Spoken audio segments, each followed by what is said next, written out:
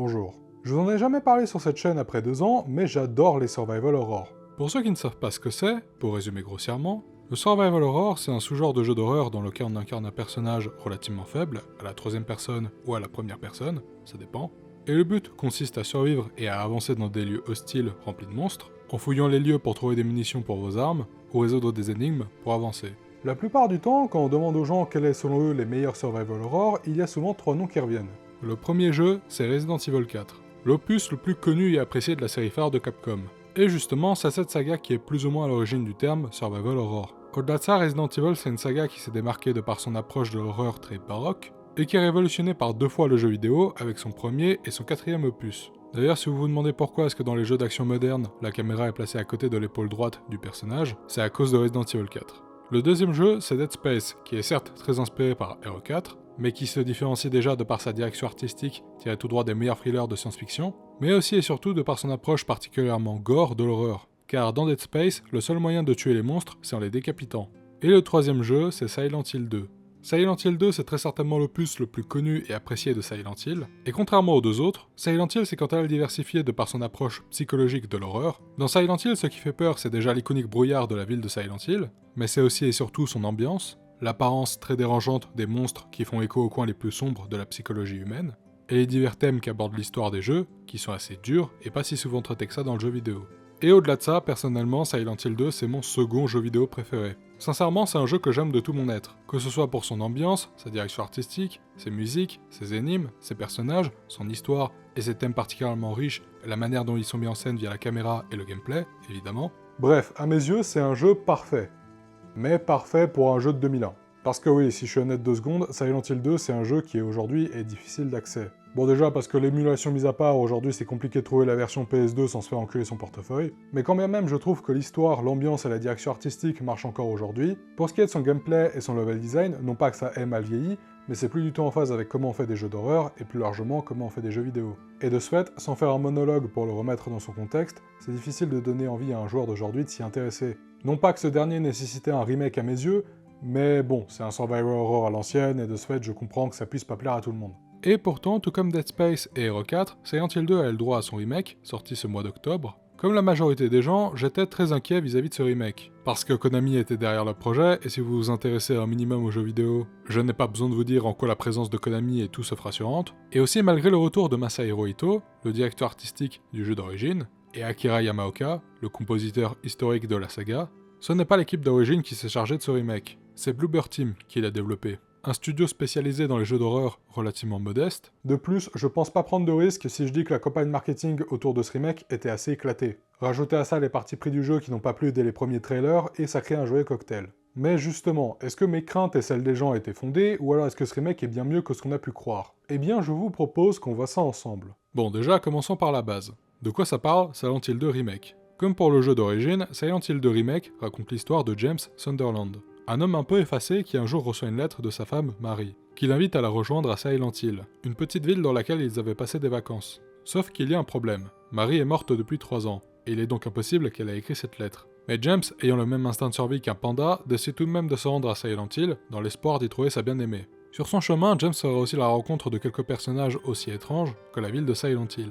Avant de commencer, j'aimerais expédier 2 points sur lesquels je vais pas m'attarder. À commencer par l'aspect technique. Si j'expédie si rapidement ce point, c'est parce que je le compte pas vraiment dans mon avis global. Néanmoins, je me dois de souligner que j'ai rencontré quelques problèmes techniques avec ce dernier sur PC. Alors je vous rassure, rien de grave si ce n'est 2-3 bugs graphiques et quelques chutes de FPS, même si ça pour le coup je crois que c'est plutôt dû à mon logiciel de capture. Mais si à titre personnel j'ai pas eu trop de soucis, je peux pas vous garantir que ce sera pareil pour vous, en tout cas sur PC. N'ayant pas joué à la version PS5, je sais pas comment elle est. Je vais pas m'attarder sur ça plus longtemps parce que je me doute que ce sera réglé tôt ou tard, et si vous regardez cette vidéo longtemps après sa sortie, je pense que c'est déjà réglé, du moins j'espère. Le deuxième truc que j'aimerais expédier, c'est l'histoire. Alors je vous arrête tout de suite, je sais ce que vous vous dites. Comment est-ce que je peux mettre de côté l'histoire alors que c'est la chose la plus appréciée du jeu d'origine, et aussi le point où les gens avaient le plus peur à propos de ce remake? Eh bien parce qu'à ma grande surprise, c'est la chose où il y a eu le moins de changements. L'histoire de ce remake raconte littéralement la même chose que l'original. Et je déconne pas, j'ai vraiment comparé mes rushs des 2 jeux, et à quelques mots près, c'est littéralement les mêmes phrases. En fait, les trucs qui changent, c'est de 1. La mise en scène, qui filme ces scènes de manière légèrement différente, mais au final, pour dire la même chose. Ou du moins, personnellement, j'ai pas compris quelque chose de différent par rapport aux scènes d'origine. et de 2 c'est l'apparence des personnages et leur interprétation. Contrairement au jeu d'origine où les acteurs ont été enregistrés en motion capture et où le visage des personnages était fait à la main, dans ce remake, les acteurs ont été enregistrés en performance capture, et par conséquent, les visages ont été aussi enregistrés, et c'est pour ça que les personnages ont des animations faciales si réalistes. Si comme moi vous connaissez le jeu d'origine, ça peut vous faire bizarre dans un premier temps, mais je m'y suis très vite habitué et le jeu des acteurs y est pour beaucoup. Globalement, les performances des acteurs sont impeccables. Ils sont tous parfaits dans leur rôle, en particulier Luke Roberts qui livre ici une interprétation très poignante de James, ici renforcée par les animations faciales, là aussi impeccables. Globalement, les performances sont volontairement plus émotionnelles et moins subtiles que celles d'origine qui étaient, elles, volontairement lunaires et plus subtiles. C'est pas forcément mal, on est en droit d'en préférer l'une à l'autre. À titre personnel, j'ai une petite préférence pour celle du jeu d'origine, mais ça n'enlève en rien à la qualité des nouvelles. Ah oui, et bon bah de ce fait, je vais rien spoiler évidemment. Bien, maintenant que ça c'est dit, commençons avec un point important d'un jeu d'horreur, l'ambiance. Et quelle ambiance monumentale! Déjà visuellement, avec le brouillard qui, en plus d'être bien fait, est particulièrement épais au point où c'est impossible de voir à plus de 3 mètres. De même pour ce qui est de l'obscurité dans les endroits sombres. Malgré le fait qu'on possède une lampe torche, cette dernière n'éclaire pas très loin, et il est donc compliqué de distinguer quelque chose dans le noir. Comme le veut la tradition des survival horror, les objets de soins ne sont pas très fréquents, ce qui fait qu'on est toujours sur nos gardes. Cependant, si l'ambiance sait certes être angoissante, elle sait aussi être calme et contemplative. Le tout est grandement aidé par le sound design, et aussi et surtout par les musiques. Comme dit plus tôt, c'est Akira Yamaoka, le compositeur historique de Silent Hill, qui a fait la musique de ce remake. Et de ce fait, il y a beaucoup de morceaux qui proviennent du jeu d'origine, et qui ont été légèrement réajustés. Et bon bah pour ce qui est des morceaux d'origine, je n'ai rien de spécial à dire si ce n'est qu'ils sont toujours aussi bons. Pour ce qui est des nouveaux morceaux, je sais pas s'ils me marqueront autant que ceux d'origine, mais globalement je les ai trouvés très réussis. Ils arrivent très bien à coller à l'ambiance de Silent Hill 2, tout en trouvant leur propre sonorité, ce qui permet de les distinguer des morceaux d'origine. Sans transition, pour ce qui est de la direction artistique, les personnages et les monstres sont globalement bien faits et sont très proches de leur version d'origine, à quelques exceptions près. Pour ce qui est des environnements, eh bien outre être globalement jolis et se vouloir très réalistes, ils ont surtout été réagencés et plus ou moins refaits, à l'exception des endroits importants dans l'histoire, qui ont été refaits tels quels, avec seulement 2-3 réajustements, pour coller au reste du lieu. Comme dans le jeu d'origine, on traversera les appartements, l'hôpital, la prison et le Lakeview Hotel, tout en explorant la ville de Silent Hill entre chaque lieu. Et justement, malgré le fait qu'on visite les mêmes lieux, comme dit, ils ont été repensés et rallongés, ce qui fait que certaines pièces ou événements n'arrivent plus exactement dans le même ordre. Il en est de même avec les énigmes. Et il y a du bon et du moins bon. Déjà, j'aime beaucoup la façon dont les énigmes du jeu d'origine ont été repensées. Elles conservent un peu de leur étrangeté et en même temps, elles sont beaucoup plus claires et accessibles pour un nouveau venu. Et pour ce qui est des nouvelles énigmes, j'aime bien celle qui reprend des mécaniques proches de l'original, et il y en a d'autres que j'ai trouvé assez osées et génériques, à base de va trouver le code de tel truc qui ouvre tel truc, qui revient un peu trop souvent. Les environnements ne sont certes plus exactement comme avant, mais ils sont tout de même jolis, c'est agréable de progresser dedans, surtout la ville, et pourtant on a toujours l'impression de parcourir une sorte de labyrinthe mental infernal. Là, en l'occurrence, je pense au niveau des appartements, que je trouve beaucoup mieux maîtrisé dans ce remake que dans l'original. Mais à l'inverse, je trouve que le niveau de l'hôpital a été un peu trop rallongé, et c'est en partie à cause des nouvelles énigmes et des anciennes, qui je trouve cohabitent pas très bien. Et d'ailleurs, c'est un cas que j'explique pas trop, parce qu'à l'inverse, pour ce qui est des appartements, la prison et le Lakeview Hotel, là j'ai trouvé que ça marchait. Alors oui, certes, ces 3 niveaux ont aussi quelques longueurs, mais va savoir pourquoi, ça m'a moins gêné. D'ailleurs, en parlant de gêne, parlons du second point où les gens avaient le plus d'appréhension, le gameplay de James. Si vous n'avez jamais joué au jeu d'origine, il faut que vous sachiez que James avait des contrôles de survival horror à l'ancienne. Déjà, il avait ce qu'on appelle des tank control, c'est-à-dire qu'il fallait d'abord l'orienter dans une direction, puis avancer.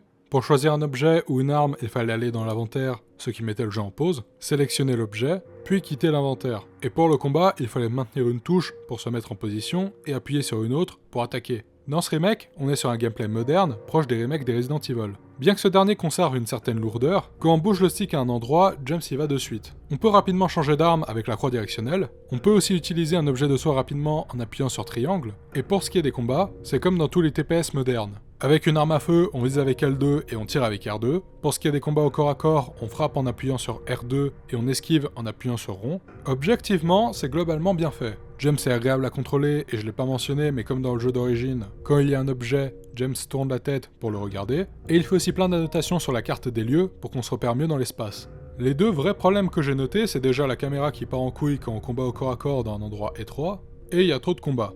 Néanmoins, j'avoue avoir un souci personnel avec le combat du jeu. Comme je l'ai dit juste avant, on est sur un gameplay qui se proche des remakes des Resident Evil.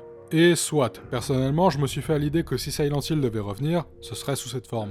Ça me dérange pas et au fond c'est plus agréable à contrôler. De plus, j'ai jamais fait partie de ceux qui pensaient que les contrôles du jeu d'origine étaient volontairement pas agréables. Je pense juste que ça répondait parfaitement au code de son temps. Mais, pourquoi avoir rendu les combats au corps à corps si spectaculaires et sanglants? Pourquoi est-ce que les ennemis sont devenus 3 fois plus agressifs? Et surtout, pourquoi est-ce que James met des gros coups de pied pour terminer ses ennemis? Enfin, je veux dire, regardez cette infirmière, je l'ai littéralement vidée de son sang, la pauvre. Il manquerait plus que les démembrements et on serait dans Dead Space. En fait, le problème, c'est pas la façon dont ça se contrôle, ni que ce soit aux antipodes du jeu d'origine. C'est juste que visuellement, ça me sort complètement de l'ambiance qu'essaye d'instaurer le jeu. Rajoutez à ça que, comme je l'ai dit, il y a trop de combats et ça devient assez fatigant à la longue. Ou alors peut-être que c'est juste moi. Je pense que dans ce cas précis, mon expérience avec le jeu d'origine doit beaucoup y jouer. Car si vous n'avez jamais joué à Silent Hill 2, je suis pas sûr que ça vous gênera autant. Mais bon à part ça, vous l'aurez remarqué, j'ai pas beaucoup de choses négatives à dire à propos de ce remake. Oui, il a quelques longueurs, des combats visuellement trop sanglants, et je préférais toujours l'original au remake. Mais selon moi, ce remake n'a pas pour ambition de dépasser l'original, et au-delà de ça, ces points négatifs ont sincèrement peu joué dans mon expérience. Car oui, contre toute attente, j'ai vraiment beaucoup aimé ce remake de Silent Hill 2, pour toutes les raisons que je vous ai expliquées. Pour moi, ce remake est surprenant déjà de par sa qualité, mais aussi et surtout de par sa fidélité, son respect, et son amour pour le jeu d'origine. Alors oui, c'est pas parfait, et ça plaira pas à tout le monde, surtout aux fans les plus hardcore. Mais selon moi, c'est peut-être la meilleure relecture moderne qu'on aurait pu espérer de ce remake. Et rien que pour ça, chapeau Bluebird Team, et désolé d'avoir douté. Ah oui, et quant à la question, si vous n'avez jamais joué à Silent Hill 2, est-ce que je pourrais vous recommander ce remake? Eh bien oui, et si ça vous plaît, je vous en supplie, allez faire l'original car je suis sûr que vous l'apprécierez. À part ça, j'espère que vous avez bien aimé cette vidéo. Vous le savez peut-être, le 4 octobre dernier, la chaîne fêtait ses 2 ans. Comme l'année dernière, il y aura une vidéo bilan, mais qui sortira bien plus tard cette année. En attendant, la prochaine vidéo sort ce 2 novembre, et sur ce, prenez soin de vous.